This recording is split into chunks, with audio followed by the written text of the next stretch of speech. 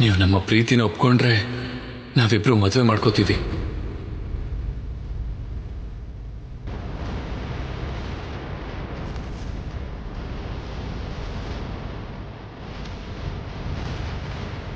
ಹೆಣ್ಣಿನ ಮರ್ಯಾದೆನ ಬೀದಿ ಪಾಲ್ ಮಾಡ್ತಾರ.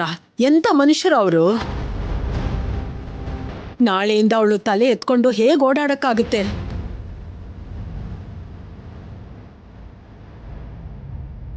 ಅಂಥವನ್ನ ಕ್ಷಮಿಸಬಾರ್ದು ಭಾವನವ್ರೆ. ಅವನ್ನ ಅವತ್ತಲ್ಲೇ ಸಾಯಿಸ್ಬಿಟ್ಟಿದ್ರೆ ಇವತ್ತಿಷ್ಟೆಲ್ಲ ಆಗ್ತಾನೆ ಇರ್ಲಿಲ್ಲ ಅಣ್ಣ. ಚಿಕ್ಕಪ್ಪ, ಅಂತ ಕೆಲ್ಸನ ಶೌರ್ಯ ಸರ್ ಮಾಡಿಲ್ಲ. ಅವ್ರ ಬಗ್ಗೆ ನನಗೆ ಗೊತ್ತು. ಏನಮ್ಮ ಗೊತ್ತು ನಿಂಗೆ? ನಾನೇ ಹಾಳು ಮಾಡ್ಬೇಕು ಅಂತ ಅನ್ಕೊಂಡಿದ್ದೆ ಅಂತ ಅವನ್ ಬಾಯಾರೆ ಅವನೇ ಹೇಳಿದಾನೆ. ಅಂತವ್ನು ಈ ತರ ಕೆಲಸ ಮಾಡಲ್ಲ ಅಂತ ಹೇಗ್ ಅನ್ಕೋತೀಯ? ಆ ಕೋಚ್ ತುಂಬಾ ಒಳ್ಳೆಯವನು, ಒಳ್ಳೆ ಸಂಸ್ಕಾರ ಇರೋನು ಅನ್ಕೊಂಡಿದ್ದೆ. ಆದ್ರೆ ಆತ ಹೀಗೆಲ್ಲ ಮಾಡ್ತಾನೆ ಅಂತ ಅನ್ಕೊಂಡಿರ್ಲಿಲ್ಲ. ನನ್ನ ಮಗಳ ಜೀವನನ ನಾಶ ಮಾಡ್ಬೇಕು ಅಂತ ನೋಡಿದ್ದು ಅಲ್ದೆ, ಅದನ್ನ ಎಲ್ರಿಗೂ ತೋರಿಸಿ ಈ ಸಮಾಜದಲ್ಲಿ ನನ್ನ ರಾಜಿ ತಲೆ ಎತ್ತಿ ಓಡಾಡ್ತೀರ ಹೋಗಿ ಮಾಡ್ಬಿಟ್ಟ.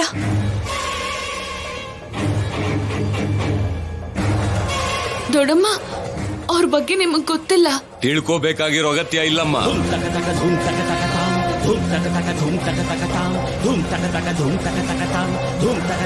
ಆವತ್ತವನು ನನ್ನ ಮಗಳ ಮೈನ ಮುಟ್ಟಕ್ ನೋಡಿದಾಗ ವಯಸ್ಸು ಅವನ ಹತ್ರ ತಪ್ಪು ಮಾಡಿಸಿರುತ್ತೆ ಅಂತ ಕ್ಷಮಿಸಿ ಸುಮ್ಮನೆ ಬಿಟ್ಟೆ.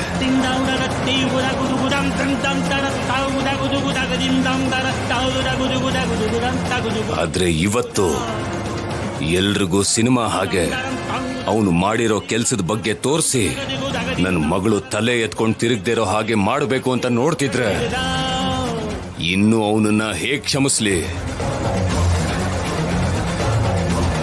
ಕ್ಷಮಿಸ್ಬೇಕಾಗಿರೋ ಅಗತ್ಯ ಕೂಡ ಇಲ್ಲ ಅಣ್ಣ. ನಮ್ಮನೆ ಮರ್ಯಾದೆನ ಅವನು ಊರ್ ಮುಂದೆ ಹರಾಜಾಗ್ತಿದ್ದಾನೆ.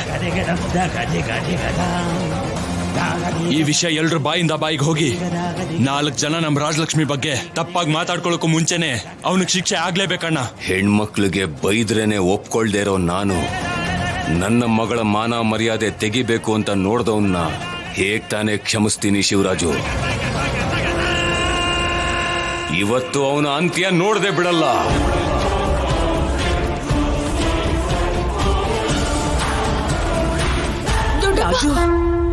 ದೊಡ್ಡಪ್ಪ, ಪ್ಲೀಸ್ ನನ್ ಮಾತ್ ಕೇಳಿ. ಶೌರ್ಯ ಸರ್ ತುಂಬಾನೇ ಒಳ್ಳೆಯವರು. ಯಾವತ್ತೂ ಯಾರ ಜೊತೆನೂ ಕೆಟ್ಟದಾಗಿ ನಡ್ಕೊಂಡೇ ಇಲ್ಲ ಅವರು ಅಂತ.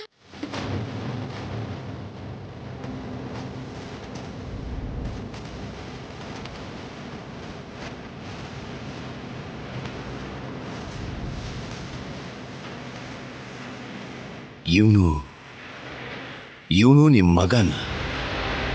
ಹೌದು.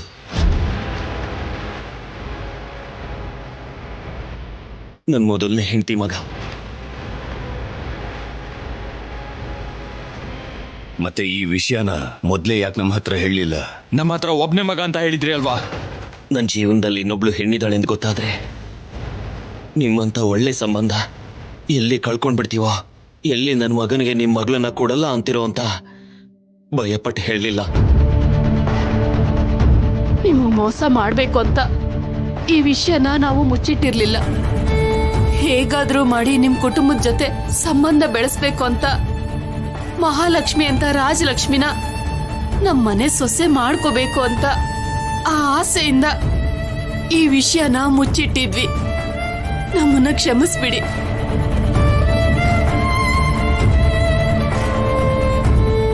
ನಮ್ಮ ಮುಖ ನೋಡಿ ಅವನ್ನ ಬಿಟ್ಬಿಡಿ ರಾಜಾರಾಮ್ ಅವರೇ. ಇವನ್ ಏನ್ ಮಾಡಿದಾನೋ ಗೊತ್ತಾ ನಿಮ್ಗೆ? ಇಂಥವನನ್ನ ಸುಮ್ಮನೆ ಬಿಡುವ. ರಾಜಾರಾಮ್ ಅವರೇ ಬೇಡ. ನಮ್ಮ ಮೇಲಿರೋ ಕೋಪಕ್ಕೆ ಅವನು ಮಾಡಿರೋ ತಪ್ಪಿರು.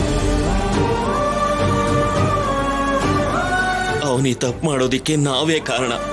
ನೀವು ಬೇಕಾದ್ರೆ ನಮ್ಮನ್ ಸಾಯಿಸಿ. ಇದರಲ್ಲಿ ನಿಮ್ ತಪ್ಪೇನಿದೆ? ನನ್ನ ಮೊದಲನೇ ಹೆಂಡತಿ ಸತ್ತೋದ್ಮೇಲೆ ನಾನು ಇನ್ನೊಂದು ಮದುವೆ ಮಾಡ್ಕೊಂಡೆ ಅಂತ ನನ್ನ ಮೇಲೆ ಕೋಪ ಬೆಳೆಸ್ಕೊಂಡ ಇವನು. ನನ್ನಿಂದ ದೂರ ಹೊರಟೋದ. ಈಗ ಅವನ ತಮ್ಮನಿಗೆ ನಿಮ್ಮಂತ ಒಳ್ಳೆ ಸಂಬಂಧ ಸೆಟ್ ಆಗಿದೆ ಅನ್ನೋ ಕೋಪದಿಂದ ರಾಜಲಕ್ಷ್ಮಿ ಜೀವನನ ನಾಶ ಮಾಡಿದ್ರೆ ಈ ಸಂಬಂಧ ಹಾಳಾಗುತ್ತೆ ಅಂತ ಅವನು ಈ ಕೆಲಸ ಮಾಡಿದಾನೆ. ರಾಜಾರಾಮ್ ಅವರೇ,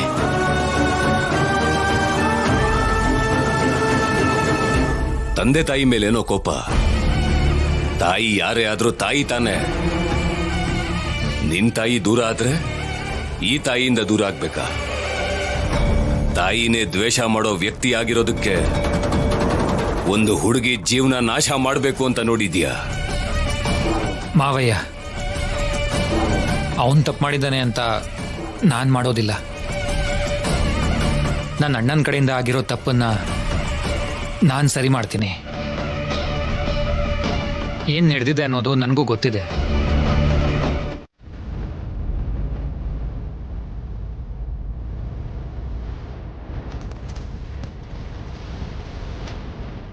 ಸ್ವಲ್ಪ ಬ್ಯಾಕ್ ಬಾ. ಫಾರ್ವರ್ಡ್. ಮಧ್ಯದಲ್ಲಿ ಕರೆಂಟ್ ಹೋಗಿತ್ತಲ್ಲ ಸರ್? ಕರೆಂಟ್ ಹೋಗಿದ್ದ ಸಮಯದಲ್ಲೇ ಆಗಿದ್ದು. ಆ ಫೂಟೇಜ್ ಇದೆಯಾ? ಇದ್ರೆ ತೋರಿಸು. ಸರಿ ಸರ್.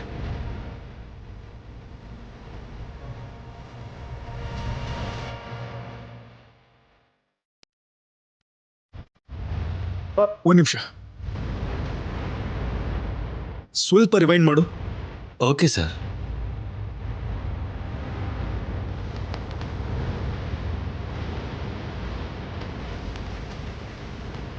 ಮೈನ್ ಆಫ್ ಮಾಡಿದ್ದು ಅಮ್ಮನ. ಯಾಕೆ? ದೇವಸ್ಥಾನದಲ್ಲಿ ಕರೆಂಟ್ ತೆಗೆಯುವಂಥ ಅವಶ್ಯಕತೆ ಏನಿದೆ?